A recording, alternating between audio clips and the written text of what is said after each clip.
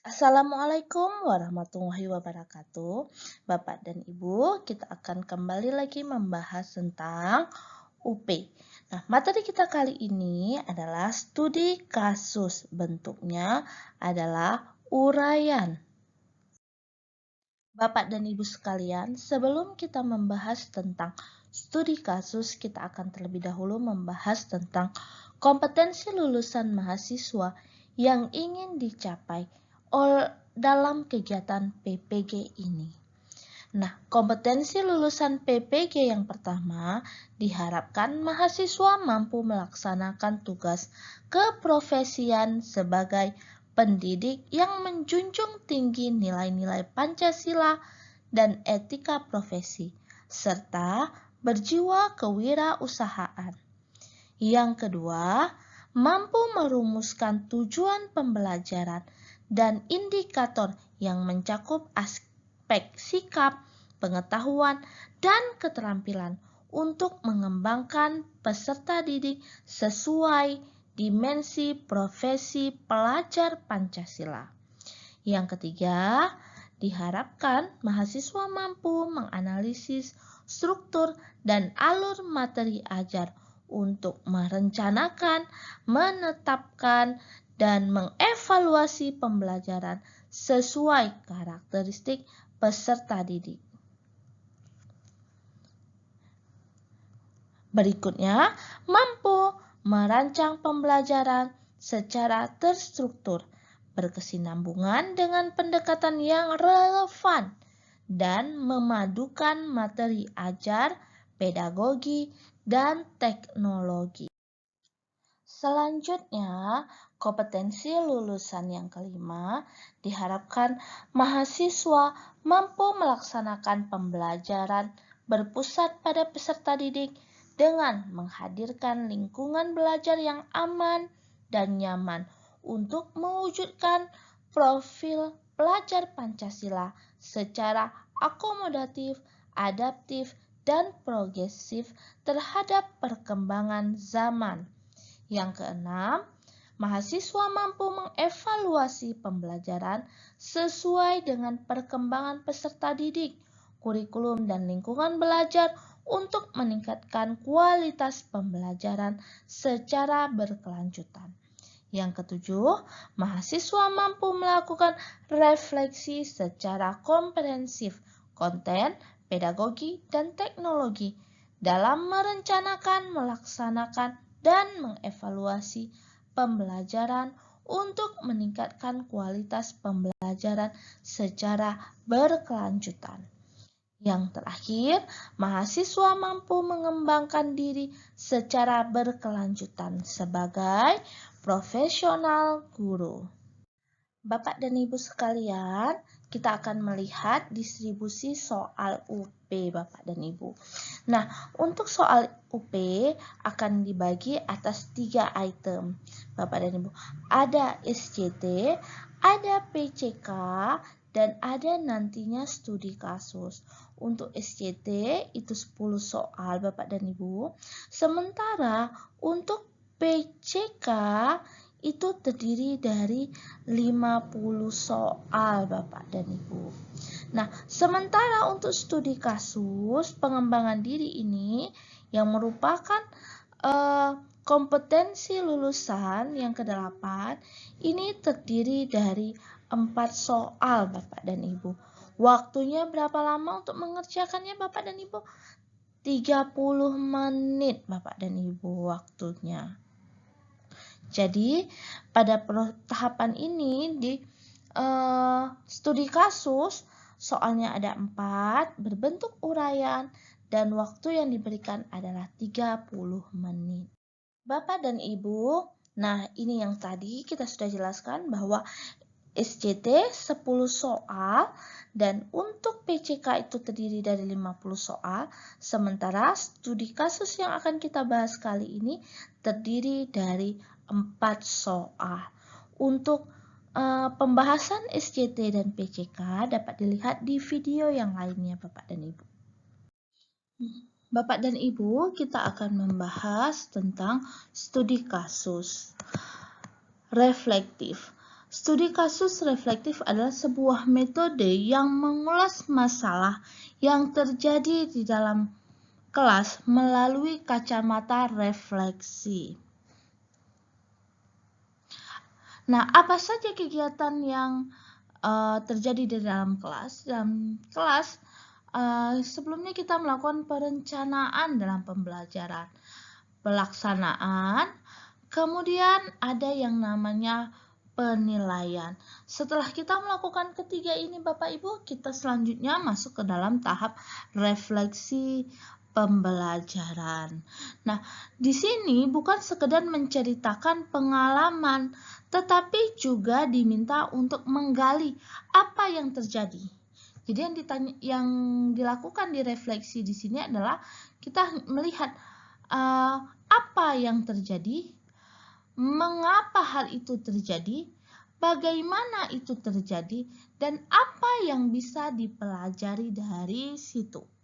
Nah, refleksi ini merupakan bagian yang penting karena memungkinkan guru untuk berkembang secara profesional melalui menganalisis tindakan yang telah diambil dan dampaknya kepada siapa? Kepada siswa Bapak Ibu. Di mana guru dapat meningkatkan kualitas pengajaran mereka di masa yang akan datang. Jadi, refleksi yang baik tidak hanya membantu menemukan solusi. Jadi, bukan hanya bertujuan menemukan solusi, tetapi juga memungkinkan guru untuk mengantisipasi hal yang serupa di kemudian hari. Nah, kemudian Bapak dan Ibu,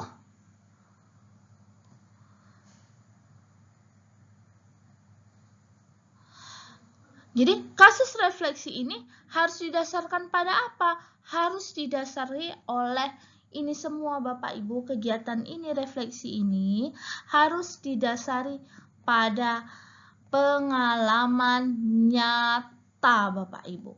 Harus berdasarkan pengalaman nyata yang ada di mana? Yang ada di dalam kelas. Nah, jadi tujuannya apa? Untuk menguraikan masalah tadi, solusinya bagaimana? Jadi untuk menguraikan masalah, kemudian hasilnya serta pelajaran apa yang dapat. Ini untuk apa tujuannya? Untuk menguraikan masalah, menemukan solusi, serta tingkat keberhasilan dan hikmah apa. Nah, refleksi yang mendalam ini akan memberikan nilai lebih karena menunjukkan bahwa bagaimana guru itu dapat mengembangkan pemahamannya tentang pembelajaran dan pengelolaan di kelas. Nah, bagian ini tidak hanya mengukur kemampuan guru dalam menyelesaikan masalah, tetapi juga menilai bagaimana seorang guru dapat melakukan refleksi terhadap praktek pembelajarannya. Nah, apa saja yang biasanya kita lihat di sini Bapak Ibu? Nah, bagaimana kesulitan siswa yang dapat kita lihat ketika refleksi di sini? Perilaku siswa, proses menyiapkan materi, dan penyiapan media. Nah, selanjutnya Bapak dan Ibu, kita bahas tentang refleksi. Nah, yang di sini bagaimana Bapak Ibu? Uraikan dan yang pertama tahapan yang harus kita lakukan adalah menguraikan dan mengidentifikasi masalah yang pernah dihadapi yang berkaitan dengan pembelajaran Bapak Ibu. Dan kemudian bagaimana upaya untuk mengatasi masalah tersebut. Selanjutnya, uraian hasil dari upaya yang dilakukan untuk mengatasi masalah tersebut. Selanjutnya, bagaimana pengalaman berharga yang bisa digunakan untuk meningkatkan diri dalam pelaksanaan tugas keprofesionalan guru yang berkaitan dengan masalah tersebut. Berikutnya Bapak Ibu, rencana studi kasus reflektif. Untuk tahun 2025 ini Bapak Ibu ada 4 konteks yang dapat dipilih. Yang pertama, media, masalah yang berkaitan dengan media, masalah yang berkaitan dengan LKPD, masalah yang berkaitan dengan strategi pembelajaran yang berpusat pada siswa, dan berikutnya masalah penilaian. Apakah keempat-empat konteks ini harus kita buat? Tidak, Bapak Ibu. Tidak keempat-empat ini. Hanya nanti sistem akan mengacak salah satu dari 4 konteks ini. Nah, jadi Bapak dan Ibu diharapkan agar memudahkan Bapak dan Ibu untuk membuat keempat ini Bapak Ibu. Sehingga nanti seandainya ketika sistem memilih salah satu dari 4 masalah ini, Bapak dan Ibu sudah siap. Oke, hanya salah satu saja nanti Bapak Ibu. Sistem yang akan mengacak apakah itu media, apakah itu LKPD, apakah itu strategi pembelajaran, dan apakah itu masalah penilaian pembelajaran. Selanjutnya, kita akan membahas tentang tahapan menyusun laporan studi kasus reflektif. Tetap di sini ya Bapak Ibu. Tahapan menyusun studi kasus reflektif. Bapak dan Ibu, ada 4 tahapan untuk menyusun studi kasus reflektif ini Bapak Ibu. Yang pertama, mengidentifikasi masalah nyata di kelas. Yang kedua, upaya penyelesaian berbasis pembelajaran yang berpusat kepada siswa. Yang ketiga, mendeskripsikan hasil. Nah, di sini tujuannya itu bagaimana mengukur keberhasilan. Yang keempat, merupakan refleksi, pengalaman berharga yang dapat dipetik. Untuk lebih jelasnya Bapak Ibu, kita akan bahas berikut ini. Yang pertama, mengidentifikasi masalah nyata di kelas. Nah, di sini Bapak Ibu, langkah pertama dalam menyusun studi kasus reflektif adalah memilih masalah nyata yang terjadi di kelas. Penting untuk menggambarkan masalah ini dengan jelas, mencakup 3 aspek utama. Yang pertama, kondisi yang diharapkan. Yang kedua, kondisi yang terjadi. Dan gap antara keduanya, Bapak Ibu. Nah, berikutnya Bapak Ibu, kondisi yang diharapkan.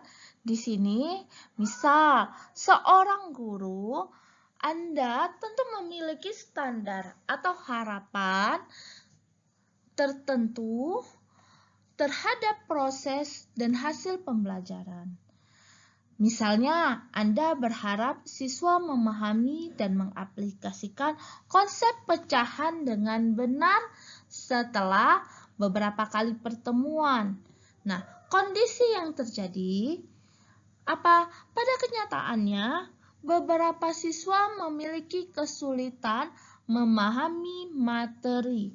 Jadi ada beberapa siswa itu sulit untuk memahami materi atau masih bingung ketika mengerjakan soal pecahan dengan penyebut yang berbeda. Nah, apa gapnya di sini Bapak Ibu? Perbedaan antara kondisi yang diharapkan dengan kondisi yang terjadi. Inilah yang menjadi inti masalah yang perlu diselesaikan. Dalam hal ini, gapnya adalah ketidakmampuan siswa untuk mengaplikasikan konsep pecahan sesuai harapan. Nah, inilah Bapak Ibu yang dikatakan masalah.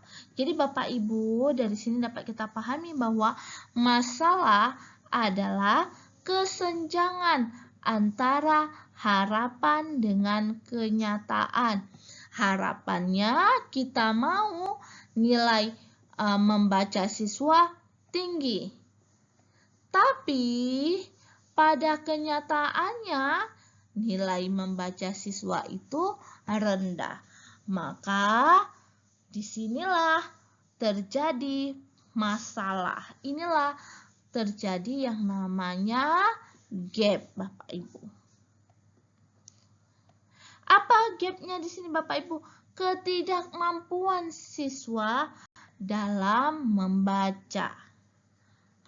Kita lanjut ya Bapak Ibu, nanti kita akan melihat contohnya lagi. Nah Bapak Ibu, yang perlu dicatat, ketika menuliskan deskripsi masalah, fokuslah pada fakta yang terjadi di kelas dan harus berdasarkan pengalaman langsung, hasil evaluasi, atau interaksi dengan siswa. Dan jangan lupa untuk menggambarkan konteksnya dengan jelas agar pembaca dapat memahami situasi yang Anda hadapi. Kemudian, buatlah poin penting atau yang memungkinkan bisa mengatasi atau memberi solusi pada tahap selanjutnya. Dan ingat, jangan pernah memaksakan sesuatu yang sulit terjadi atau merepotkan diri sendiri. Ingat ya Bapak dan Ibu. Nah, selanjutnya Bapak Ibu, studi kasus di atas sangat komprehensif dan dalam menguraikan masalah nyata. Harus dijelaskan dengan baik kondisi yang diharapkan. Nah, jadi di sini contoh yang tadi, apa yang kondisi yang diharapkan? Pemahaman siswa terhadap konsep pecahan. Apa kondisi yang terjadi Bapak Ibu? Kondisi yang terjadi, siswa mengalami kesulitan memahami pecahan. Apa gapnya? Kebingungan dan ketidakpercayaan diri siswa dalam mengerjakan soal pecahan. Nah, jadi jelas ya Bapak Ibu, harapannya siswa itu punya pemahaman konsep pecahan. Tetapi kenyataannya siswa mengalami kesulitan memahami pecahan. Nah, apa gapnya di antara harapan tadi dengan kenyataan tadi? Siswa bingung dan tidak percaya diri pada saat mereka mengerjakan soal pecahan. Nah, sekarang kita akan berbicara upaya penyelesaian berbasis pembelajaran yang berpusat pada siswa. Setelah mengidentifikasi masalah yang tadi Bapak Ibu, langkah selanjutnya adalah menggambarkan upaya penyelesaian yang Anda lakukan. Dalam studi kasus reflektif ini, solusi yang diterapkan harus operasional, harus rasional, dan sesuai dengan lingkup tugas Anda sebagai guru. Ingat, harus operasional, rasional, dan sesuai dengan lingkup tugas Anda sebagai guru.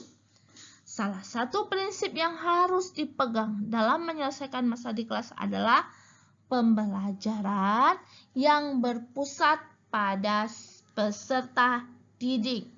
Dan tugas guru sebagai apa Bapak Ibu? Tugas guru di sini berperan sebagai, ingat, hanya sebagai fasilitator yang membantu siswa untuk menemukan solusi secara mandiri dan kolaboratif.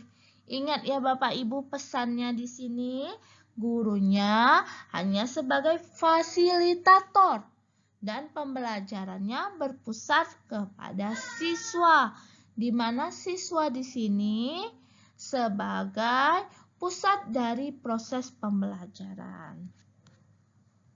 Nah, bagaimana pembelajaran yang berpusat pada siswa? Nah, pembelajaran berpusat pada siswa adalah di mana pembelajaran tersebut memandang siswa sebagai ilmuwan kecil, bukan sebagai kotak kosong. Kemudian mengedepankan dialog dan diskusi. Biasanya diskusi kelompok kecil. Yang ketiga ciri-cirinya memperhatikan multimodalitas, multisensori belajar anak. Keempat, mengedepankan self-directed learning, jadi memberi otomasi belajar. Yang kelima, menciptakan ekosistem belajar yang kooperatif dan kolaboratif. Keenam, menghubungkan kegiatan kelas dengan konteks kehidupan nyata. Yang ketujuh, menghadirkan kasus-kasus yang otentik yang membelajarkan dan mendidik. Kedelapan, memberikan umpan balik yang cepat, mendorong siswa dalam membangun dan menghasilkan pengetahuan, yang memberikan tugas-tugas yang menantang dan menarik untuk mencapai derajat HOTS. Selanjutnya, memandang proses sama pentingnya dengan hasil belajar. Dan penilaian integratif dengan pembelajaran. Jadi penilaiannya terintegrasi dengan pembelajaran Bapak dan Ibu. Selanjutnya, penilaian untuk mengukur kemajuan kemajuan belajar setiap peserta didik. Memberikan peluang siswa untuk aktif mengevaluasi pekerjaannya sendiri. Dan yang terakhir, penilaian untuk mendukung proses belajar. Bapak dan Ibu, ada beberapa strategi yang dapat Anda gunakan. Yang pertama, pembelajaran kolaboratif. Bagi siswa menjadi kelompok-kelompok kecil dengan kemampuan yang berbeda-beda agar mereka dapat belajar bersama dan saling membantu. Nah, ada banyak ya Bapak Ibu model-model pembelajaran dan strategi atau pendekatan pembelajaran yang menggunakan kolaboratif. Berikutnya, gunakanlah alat bantu visual. Nah, gunakan alat-alat bantu seperti gambar, media manipulatif, atau video untuk memperjelas konteks abstrak seperti pecahan. Dan pembelajaran yang berbasis proyek juga dapat menjadi salah satu pilihan. Bapak dan Ibu dapat mengajak siswa menerapkan konsep yang dipelajari dalam proyek yang nyata. Misalnya, dengan menghitung bahan untuk membuat resep makanan menggunakan pecahan. Langkah-langkah penyelesaian yang baik adalah langkah-langkah yang dapat dilakukan secara, ingat Bapak Ibu, secara apa? Secara praktis, masuk akal, dan relevan dengan permasalahan yang dihadapi di kelas. Nah, dengan mengedepankan pembelajaran yang berpusat pada siswa, Anda akan mampu membantu siswa menjadi lebih aktif dan terlibat dalam proses pembelajaran. Nah, upaya penyelesaiannya Bapak Ibu ingat ya, harus memenuhi 3 aspek operasional. Apa artinya? Pembelajaran kolaboratif, menggunakan alat-alat bantu visual yang dapat dilakukan. Rasional dan sesuai dengan masalah. Di sini, metode pembelajaran berpusat pada peserta didik secara langsung menjawab masalah yang dihadapi, serta berada dalam lingkup tugas guru. Nah, jadi di sini ingat Bapak Ibu, peran guru di sini adalah sebagai fasilitator pembelajaran. Sekarang Bapak Ibu, kita masuk pada tahapan yang ketiga, yaitu mendeskripsikan hasil.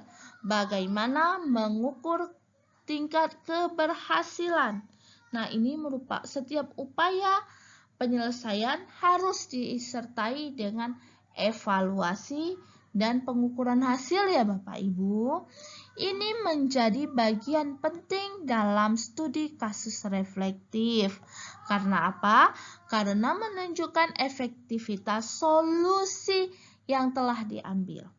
Dalam menuliskan hasil, pastikan Anda mencakup beberapa elemen. Yang pertama, bentuk keberhasilan. Nah, di sini bagaimana Bapak Ibu? Jelaskan secara spesifik apa saja hasil yang positif yang dicapai setelah solusi diterapkan. Misal, peningkatan pemahaman peningkatan pemahaman siswa terhadap materi, atau kepercayaan dirinya menjadi meningkat, kemampuan mereka mengerjakan soal dengan benar. Nah, ini contoh keberhasilan. Apa buktinya? Sertakan juga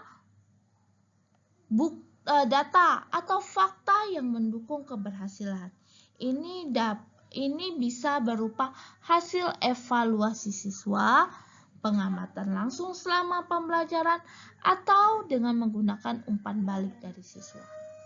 Selanjutnya Bapak Ibu yang harus perhatikan relevansi dengan masalah.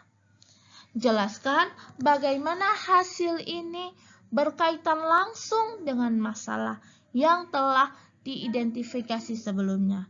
Apakah solusi Anda benar-benar menyelesaikan gap yang ada tadi? Ingat ya Bapak Ibu, ada 3 elemen penting. Bentuk keberhasilannya apa, bukti dukungnya mana, dan relevansi dengan masalah. Ketiga ini lengkap dan sesuai Bapak Ibu buat, maka poin yang Bapak Ibu dapatkan adalah 10 poin Bapak dan Ibu. Ingat Bapak Ibu catatannya, pengukuran keberhasilan Bapak Ibu harus objektif dan jelas. Sehingga Bapak Ibu, para pembaca dapat melihat dampak nyata dari upaya penyelesaian yang Anda lakukan di kelas. Selanjutnya, uraikan dengan memberikan bukti pendukung yang menyatakan keberhasilan dari solusi yang dilakukan. Yang ketiga catatannya Bapak Ibu, hasil upaya atau tindakan harus dijelaskan dengan sangat jelas Bapak dan Ibu. Ada bentuk keberhasilan, contohnya peningkatan pemahaman, kepercayaan diri siswa meningkat, motivasi belajar siswa jadi meningkat. Bukti pendukungnya apa? Hasil evaluasi.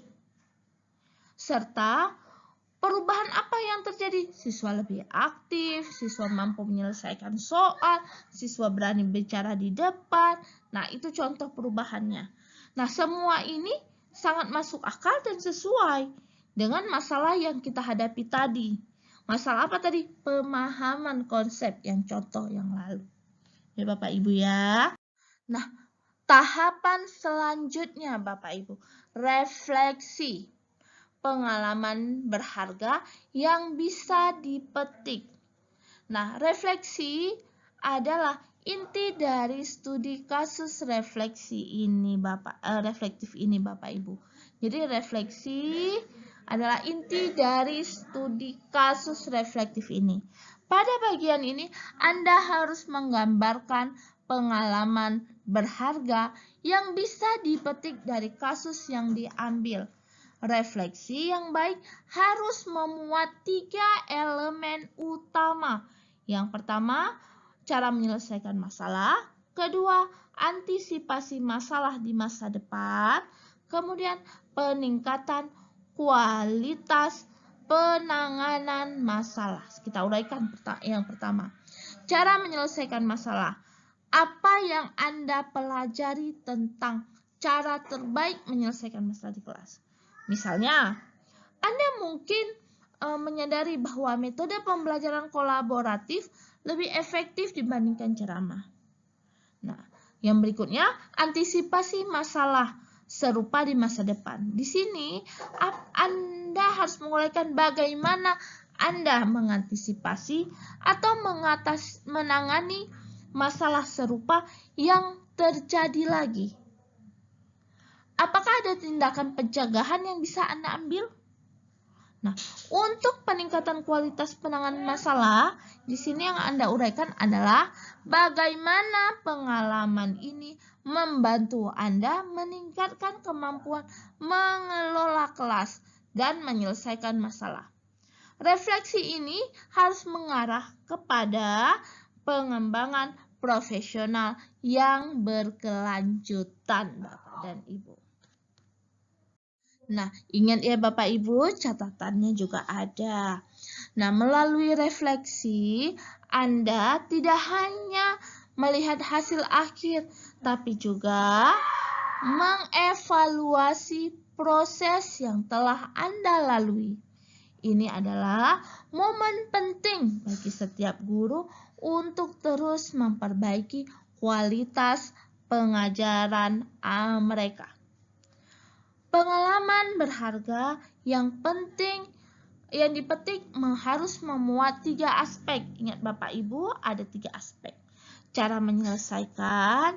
Nah, cara menyelesaikannya yang bagaimana? Yang berpusat pada siswa dan menggunakan alat bantu konkret. Yang kedua, antisipasi masalah serupa. Strategi ini dapat dilakukan di masa mendatang untuk masalah yang mirip atau serupa.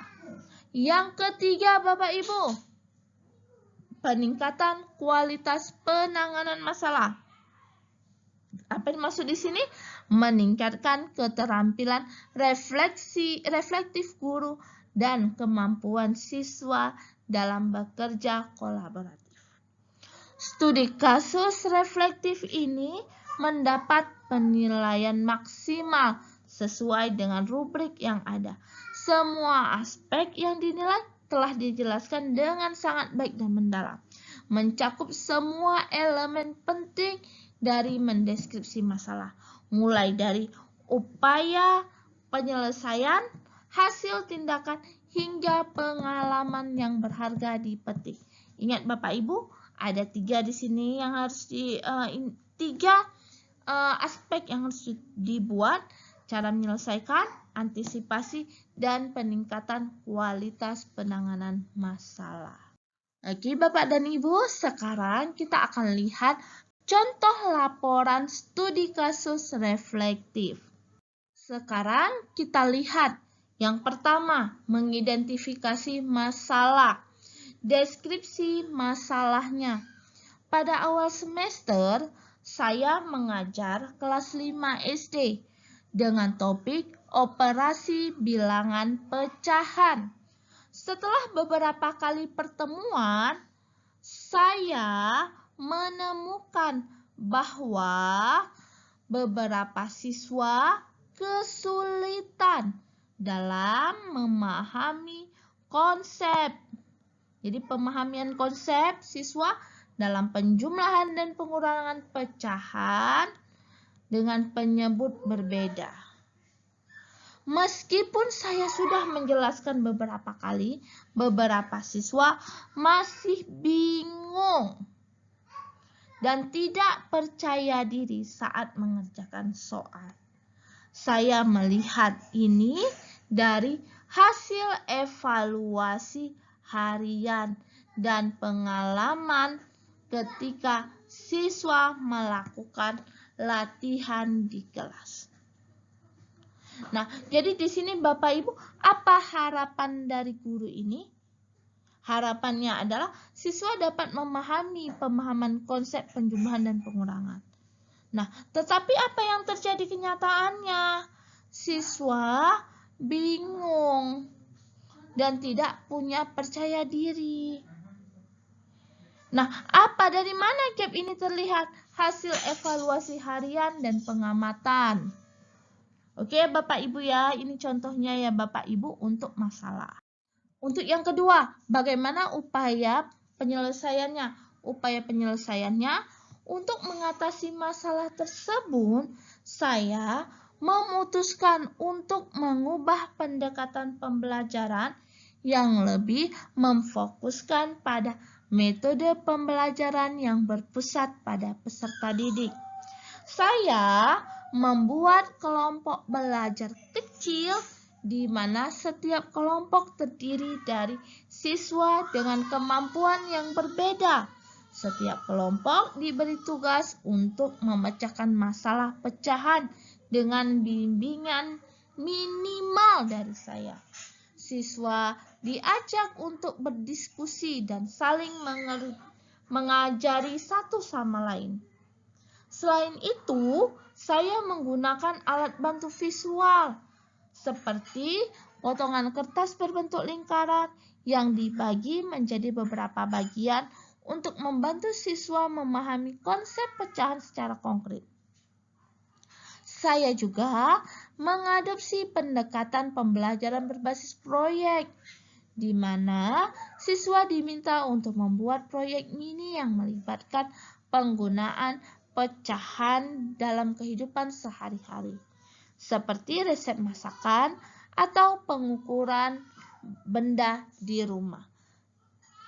Nah, jadi Bapak Ibu, terlihat jelas ya Bapak Ibu bahwa di sini kata kuncinya, solusinya itu Bapak Ibu atau upayanya harus solusi yang berpusat kepada siswa dan menggunakan alat bantu visual Bapak dan Ibu. Pertanyaannya jadi gini, apakah harus alat bantunya berupa teknologi? Tidak harus Bapak Ibu. Jadi alat bantu di sini dapat berupa yang konkret, boleh berupa potongan kertas kah, atau media pembelajaran yang sederhana yang lainnya. Sekarang kita lihat ya Bapak Ibu yang ketiga, mendeskripsikan hasil. Nah di sini bagaimana kita mengukur keberhasilan. Hasil dari upaya atau tindakan. Di sini saya buat seperti ini Bapak Ibu. Setelah menggunakan pendekatan ini selama beberapa minggu, saya melihat peningkatan signifikan dalam pemahaman siswa. Siswa yang sebelumnya kesulitan mulai memahami konsep pecahan dengan lebih baik dan mampu menyelesaikan soal pecahan secara mandiri.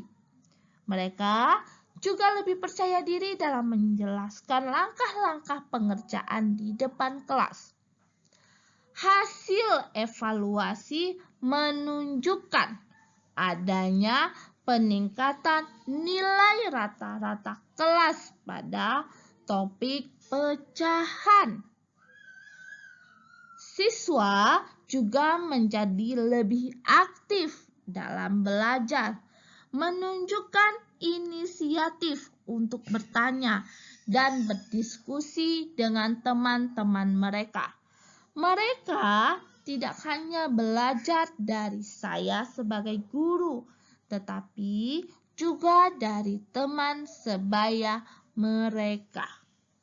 Nah, di sini dapat terlihat jelas ya Bapak Ibu bahwa ada buktinya. Berdasarkan apa buktinya?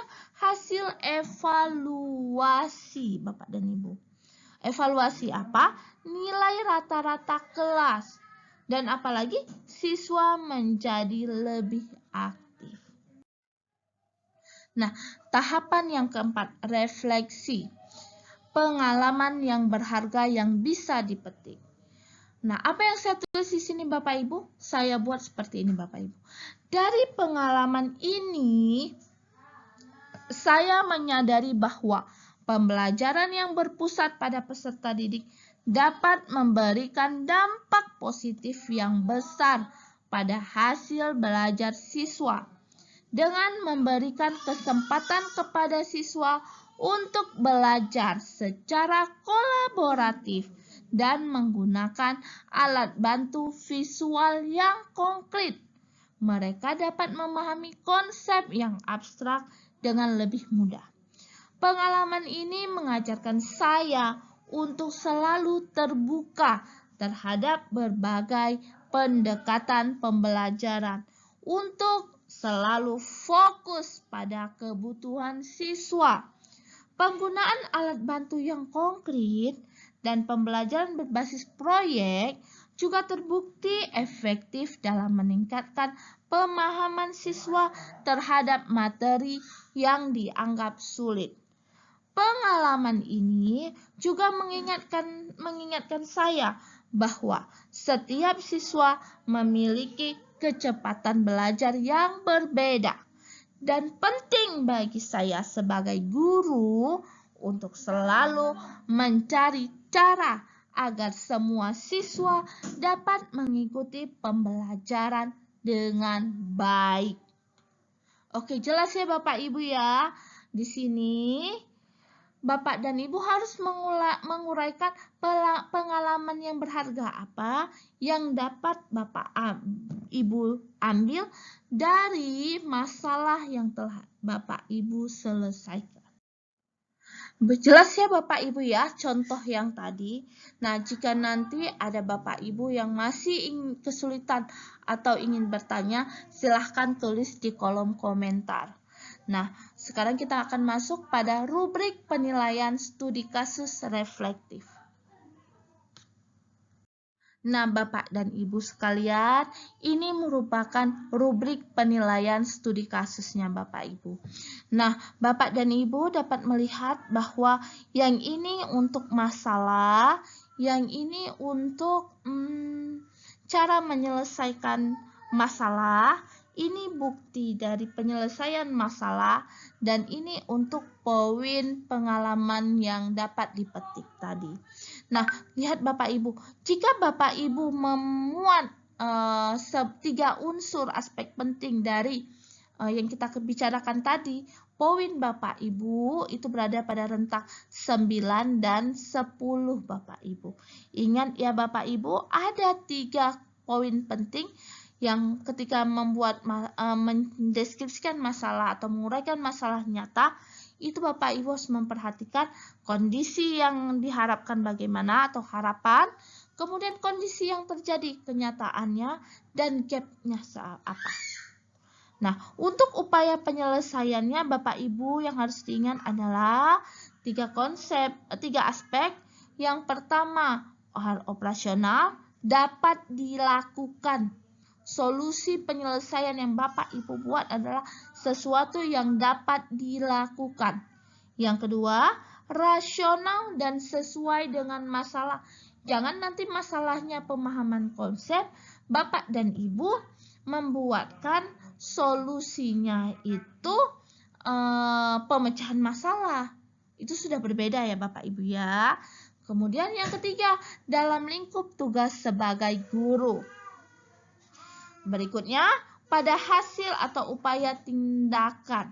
Ini Bapak Ibu ada mencakup 3 juga aspeknya. Yang pertama, ada bukti keberhasilan, bukti pendukung atau perubahan. Yang ketiga, sangat masuk akal dan sesuai dengan masalah. Nah, yang terakhir Bapak Ibu, pengalaman berharga. Ini pengalaman berharga yang dapat dipetik ini ada 3. Yang pertama, cara menyelesaikan, antisipasi masalah serupa, dan peningkatan kualitas penanganan masalah. Demikian Bapak Ibu penjelasan kita tentang studi kasus reflektif. Nah, terima kasih Bapak Ibu. Selamat belajar dan bekerja. Terima kasih sudah menonton. Assalamualaikum warahmatullahi wabarakatuh.